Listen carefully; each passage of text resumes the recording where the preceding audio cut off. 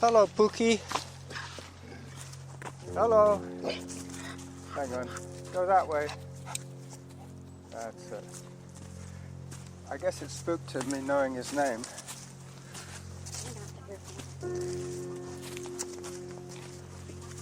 He normally sits here watching what's going on. And his... Yeah. That guy just walked away. Left him to investigate me. Alright. So I never run this section anyway because it's a little bit too early on in the run. And it starts to go uphill quite steeply here. But I found that since I'm using the sock technique for my voice recorder, I'm holding it in my left hand because that way I can... I'm not quite as dexterous with my left thumb as I am with my right thumb. Yeah, well, you hold the phone in this hand and you dial with this finger. I know, but you know in the garage, when I plug in my car charger, yeah, I actually can't do it anymore with my right hand, so I always do it with my left. Something like that happened to me the other day. Oh yeah, the fireplace.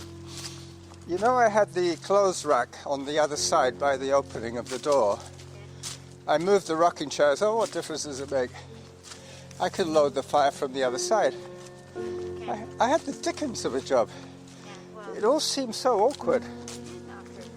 But apart from that, the door was opening towards me instead of away from me. So I'd had to open it all the way out. And then I had to start balling up the paper and throwing it in with my... Yeah, well with me, it's trying to get the screen pinned into an outlet that I can't really see. Oh yeah, you see that big tree? Yeah. That was twinned with that one next to it, and it pushed it right over. See how huge it is. But it's been down as long as we've been here. Not rotted yet. It hasn't rotted, but people have walked around it so often that the trail goes around it now that it used to go straight. Yeah, no, I go over it. All right. This is about the highest point at the beginning. And what I like about doing this loop is that right away we're going downhill from here. I mean, literally we're going topographically downhill. So we're jogging.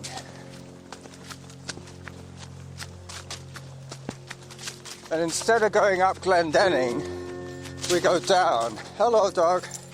Go that way. That's it. Hi.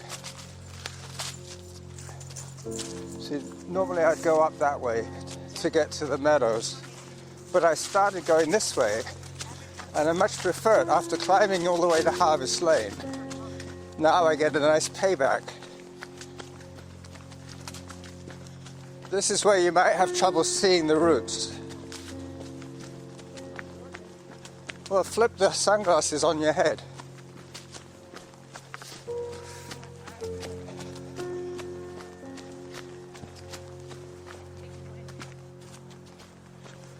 From our blistering pace, the wind is quite a factor.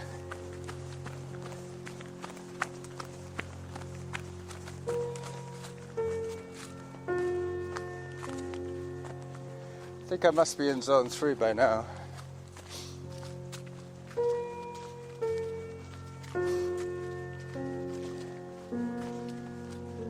You see how it wiggles its way down.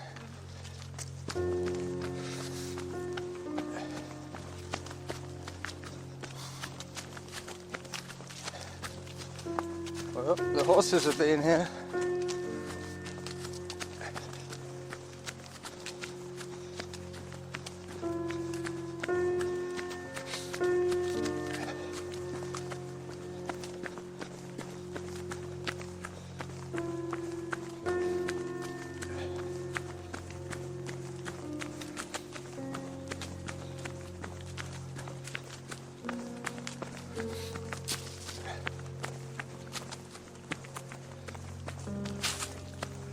Zone 3.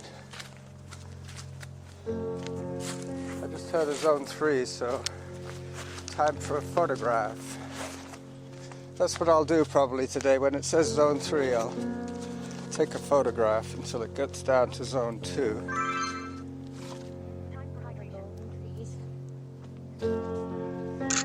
So that's 20 minutes from our house to here for me.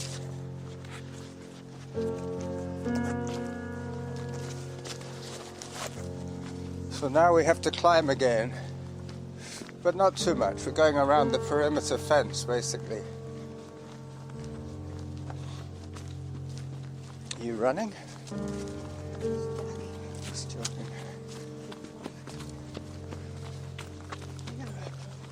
Well, I'll wait for the zone 3.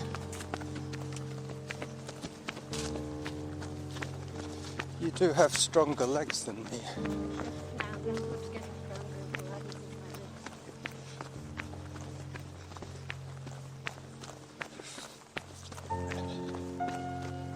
This tree looks like a pair of pouting lips. Yep. Yep, that's right. And one eye. The pouting cyclops. 9 minutes average pace. That's good.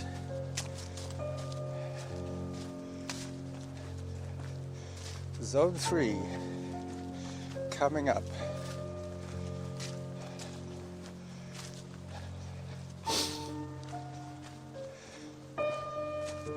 I was running around here once with Dan and some woman tripped on that log, on that route. Those were the days when we could stand and help her. But she was kind of banged up. No blood, but she was shaken and dirty.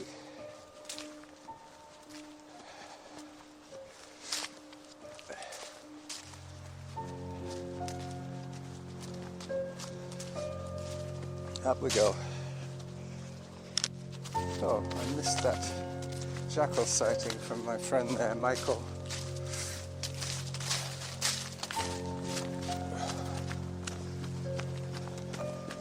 Yeah, I'm riding the pause button a bit today.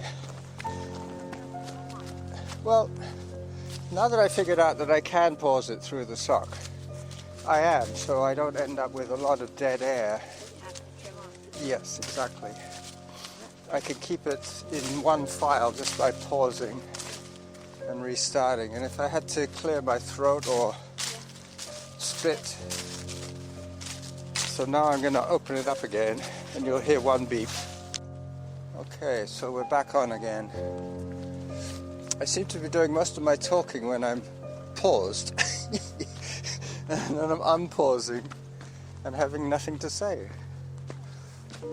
I could say it again. Yeah, I'm just commenting to Norma that to watch out because of the ankle breakers, and she said, oh, I've done that. And then it suddenly reminded me of the number of things I've done to myself. The Achilles, that was one thing. Piriformis, done that, tick. Shin splints way at the beginning of my career. You've done your wrist and your rib. I've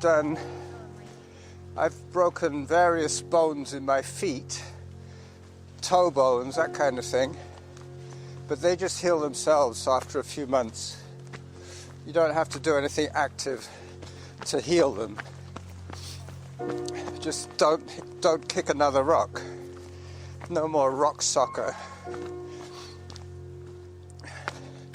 So we're going to be popping out in the meadows very, very soon.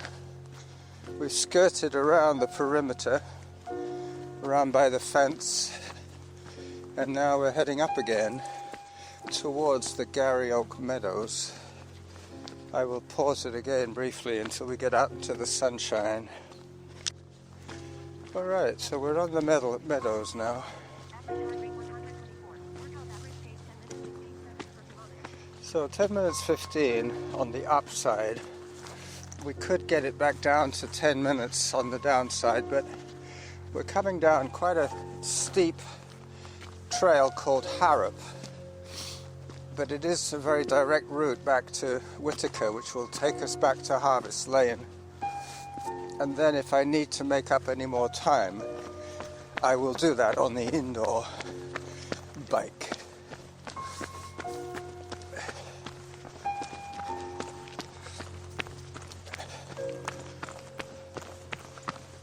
Any second now, I was going to say zone 3.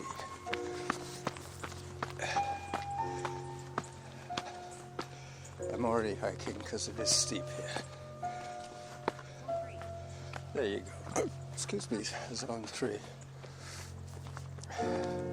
Group of runners coming this way.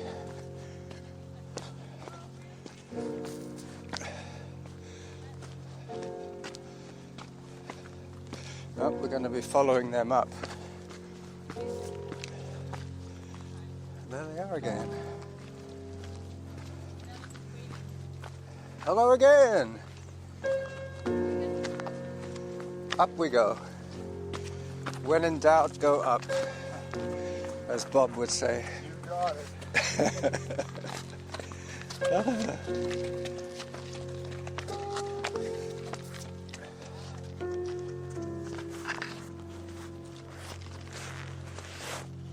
When in doubt, go up. That's the Harrier's motto.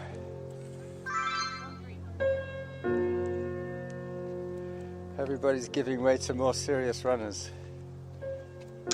Got it.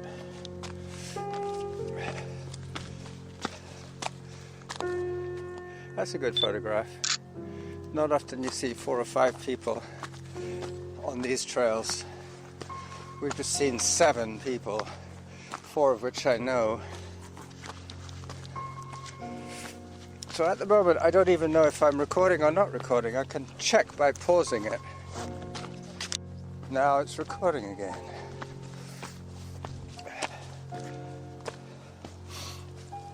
But this is where you can work your heart really quite hard, but without getting hot, if you know what I mean. So you could end up getting cold and working as hard as you possibly can, unable to get warm. Half an hour to here. Hang on a second, Norma, I'll take a picture of you.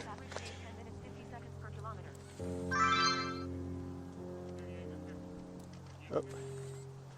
I was pressing the on-off button instead of the pause, instead of the... Got it. All right, zone 2. It levels off now.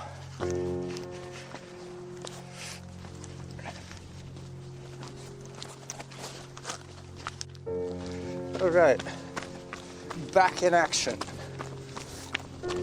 Or as I used to say when I lived in London, back in Acton. I used to live in Ealing Broadway.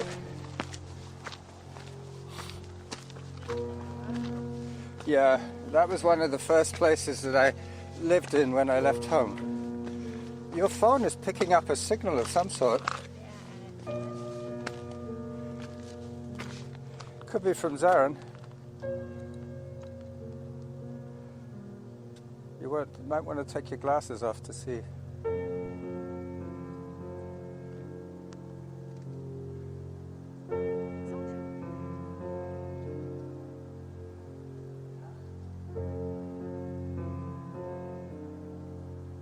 Is it Zarin?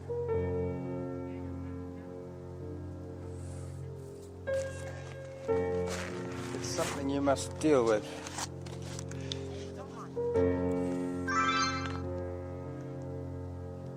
You just don't want it to keep reminding you that you've got a message. Yeah, it does that every minute or so, unless you answer it. I was expecting to see ice up here already, but no, not today. But maybe tomorrow morning there would be ice up here. It might have been ice last night, yeah, at first light. But it does warm up quite quickly because the rock doesn't really cool off too much until later in the winter, when the actual bedrock gets cold.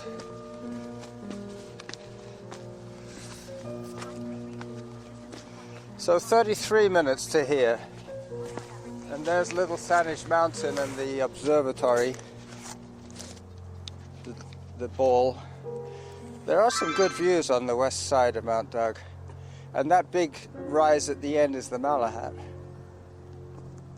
Malahat Drive. Come on, that's it. And you get to see the antenna here as well. So we're about halfway up the mountain at this point.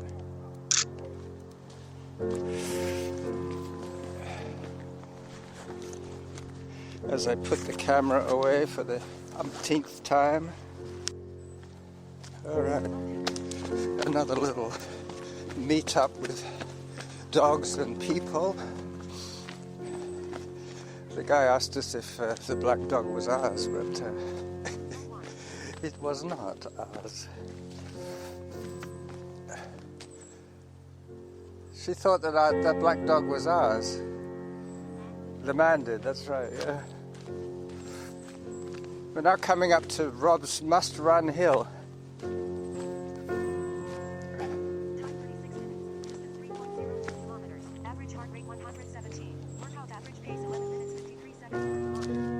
See, every time Rob comes here, he decides, I'm going to run this one. And we call it the Rob's Must Run Hill. No. Rob Smith, one of my ultra-marathon friends.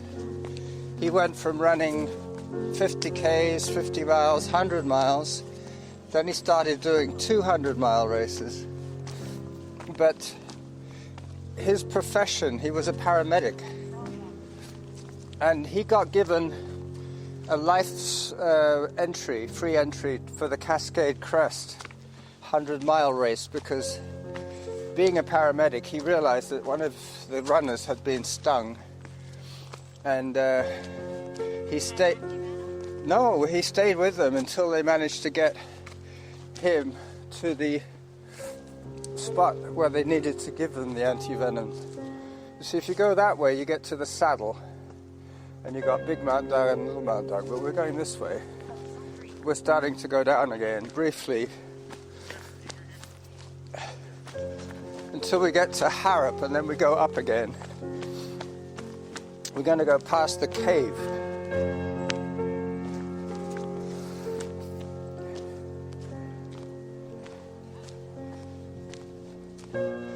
Okay. So I'm going to take a photograph or two at the cave, so I'm going to pause it while Norma catches up with us. He said that you'd be surprised, it goes in about 50 meters. And that when you go inside, it opens up, and you can pretty much sit in a huddle, but you can't really stand up. It's about 5.5 foot high. A kid could stand up in there, but not an adult. So that one there is Glendenning, and this is Harrop. So we're staying at the upper level instead of going all the way down. Yep. Well, no, there was one section on that side that was the upper level. This is the other upper level. But it does mean that you don't lose all the altitude that you just gained too quickly. It's okay if you're going to go out at Glendenning.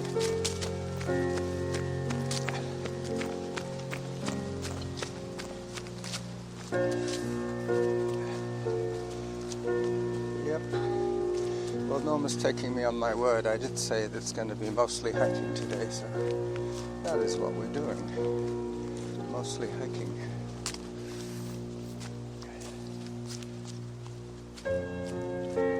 Well, that's a shame. This tree used to be over here a bit more. It looked like a lying down statue of somebody with their arm back. That photograph, but it never used to be right next to that big tree. Well, the big tree came down quite a long time ago because the cut end was dark, like it had weathered a few years. Oh yeah, the statue, the reclining nude.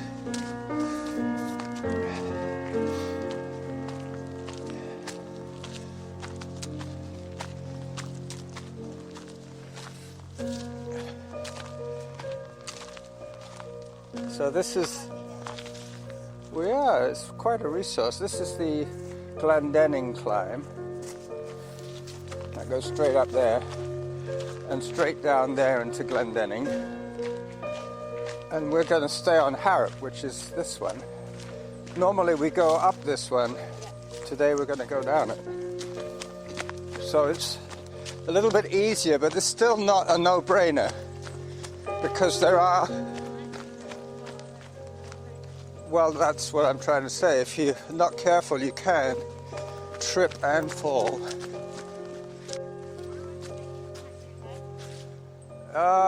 Which time? Oh, that was Port Moody. That's when I went to run with, what was the name of that guy? Jeff. He was training for the Fluffy Bunny. Well, he was training for the Canadian death race in Alberta, but he used to meet up with a friend at his grandma's house where he was living. And whenever she said, "Oh, where are you going?"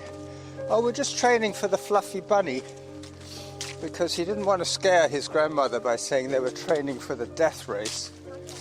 So he gave it this sort of friendly name.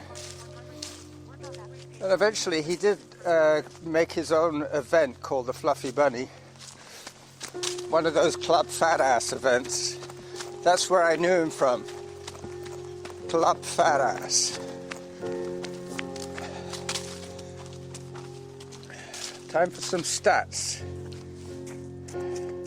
Seeing as we're at our highest point, well, of this run. We're at almost, yeah, you're right. Altitude 126 coming up.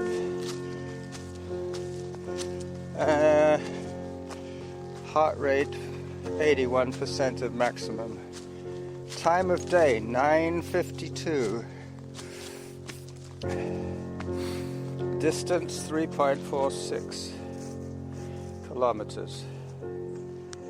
Alright, time for a photograph of that. The stats at our highest point. Now this is the South Ridge Trail. We don't go up it today. That would take you right to the summit. That would take you to the that would take you to the antenna. I've got too many things on the go here. No, it's okay. Just let me put away my phone. That's the only thing that's really expensive.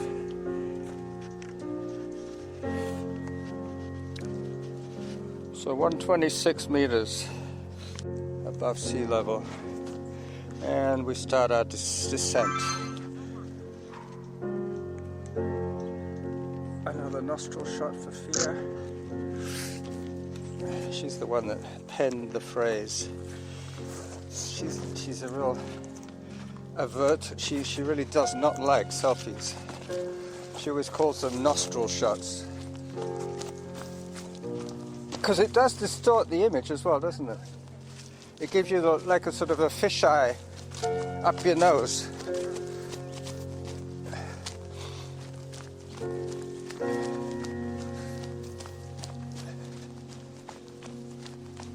Hello. Hi there. Thank you. We're getting good at giving way, aren't we?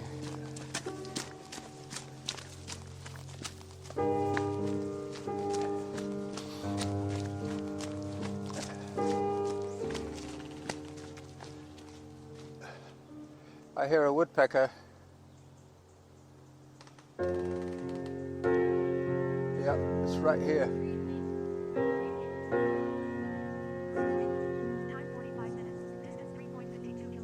Is that the one that the woodpecker's on? The widowmaker, yeah. Okay.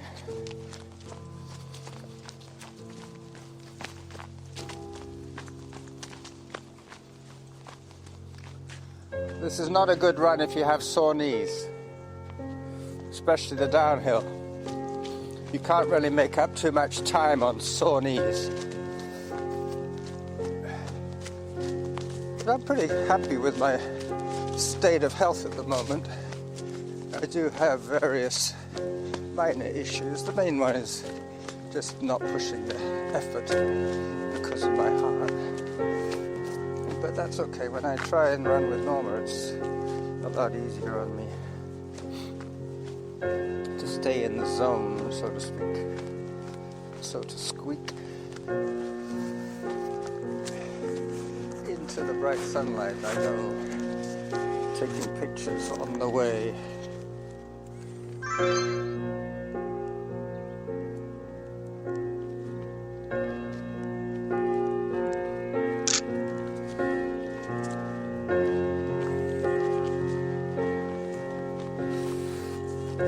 It is pretty steep, this, isn't it? Well, yeah, especially with your recently recovered ankle and your knee. Was that from the e-bike? The gravel, yeah.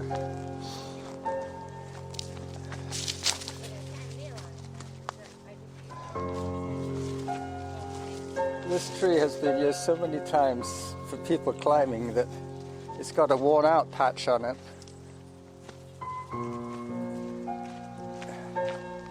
And this one is the backstop. In case you miss your footing, you could just crash against that tree instead of going all the way down.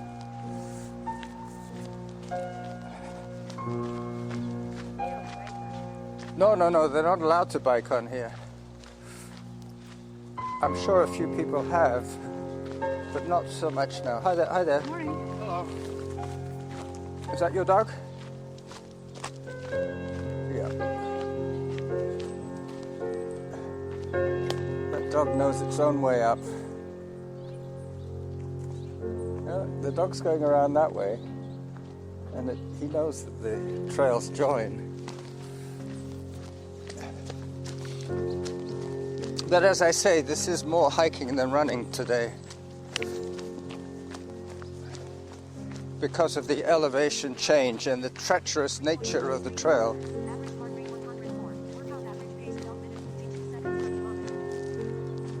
But it's still, you know, I mean, my heart rate's just told me 100 and something, 105 or something. But that might be just blind terror.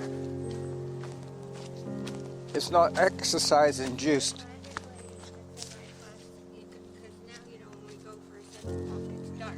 Yeah. And she said she came to a crosswalk and or a corner, and the deer was there, but he waited for the green light. Deers are pretty smart, you know. They've had to learn how to deal with humans. They were here first. But they do prefer humans to being out in the wilderness. You see more deer in our neighborhood than you do on Mount Doug. There's more food for them, that's right. And this is where Harrop crosses Norn. See? The end of Harrop Trail. Not quite. We carry on down this little connector and we end up on Twittica.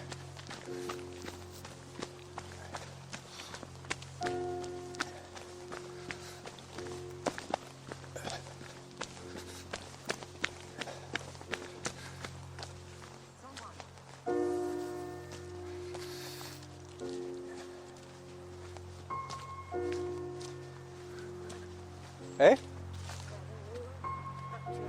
No, it's been down a while.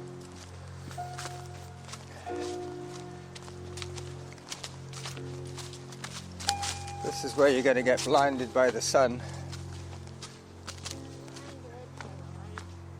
Yeah, this is a pretty nice spot actually, these ferns. They're called spurs or something, fern? Licorice. Licorice. I knew it was something to do with candy. I was going to say peppermint ferns, but that's just in my own alternate universe. All right, push on. I think I will come back with you and finish up on the indoor bike.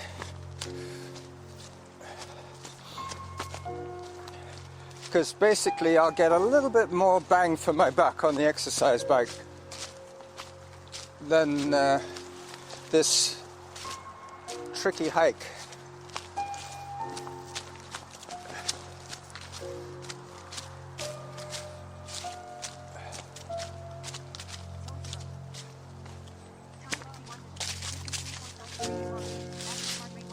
See, I'm already up to 51 minutes.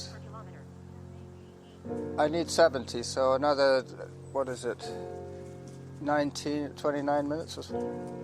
I don't know. My math is not good. Yeah, but it was 51 minutes. Yeah. 19 more minutes for my total. It might just be the run home. I might not have to do any indoor bike. Oh, so now you know where we are. This is Whitaker. Now we get back into the running mode.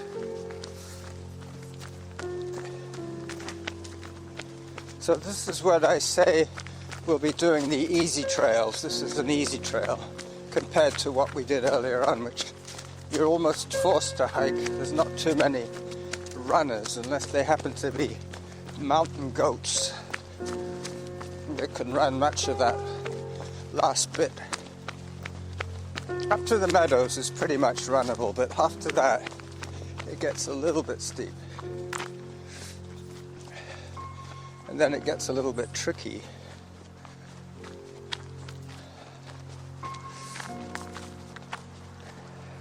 See, I was guesstimating 10 minutes per kilometer. I might be able to just squeeze in at 10 minutes, but that is by running back on San Juan. I didn't bring my sunglasses. You'll need them. Yep. So we're going to give these dog people a shot. You go ahead. Then my eyes start watering. We're not in a big rush today. We can run by them When it gets wider, we'll go by. it is. Also uphill. Yeah, but it's single track here for a little while. Yeah.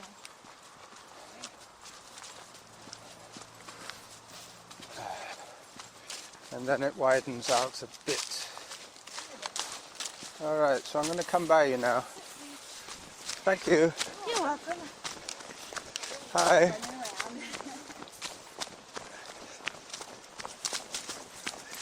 Hello.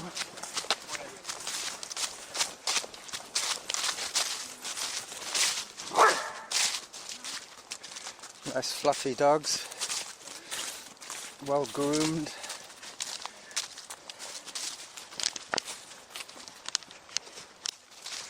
Just checking. Still recording. Hang on a sec. I'm going to pause it a second. Alright, with 33 minutes of audio recorded, I will say goodbye to you for Sunday. Running on the meadows. On Halloween Day. I don't know if it's today is the Halloween or... Okay. Because I guess it's like Christmas Eve. It's the night before the day. Halloween is the night before Hallows Day.